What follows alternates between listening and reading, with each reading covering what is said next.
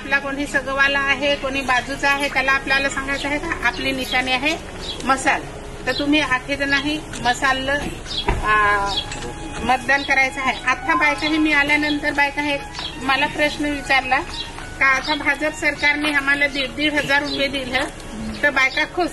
तर बायकांना मी सांगला का 1,500 रुपये घेऊन ज्या दिवशी 1,500 रुपये दिलं त्या दिवशी महागाई वाढली, तेलाची महागाई वाढली, बाकी जे आपल्याला खायच्या वस्तू हा त्याची महागाई वाढली. आणि आपल्याला काय पहिल्या सरकारने सांगितलं होता तुम्हाला प्रत्येकाच्या खात्यामध्ये 15 लाख देऊ, 15 लाख विसरवलं आपल्याला ना 1,500 रुपये दिले. आणि हे 1,500 रुपये आपल्याला नको पाहिजेत. आपले कष्टकरी संघटनेने अशी भूमिका घेतली होती, जे रेशनवर फुकट साड्या दिल्या होत्या त्या पण आपली तहसीलदारला नेऊन दिल्या. काल एक चॅनलवाली आली होती आणि आज बातमी आहे, तुम्ही आम्हाला हक्काचा असा काहीतरी द्या, रोजगार द्या, आमचे तरुण जे सुशिक्षित पोर आहे तिला नोकरीला द्या, तिला चांगला पगार मिळाला तर तुमच्या 1,500 रुपयाची आम्हाला गरज नाही. बरोबर ना.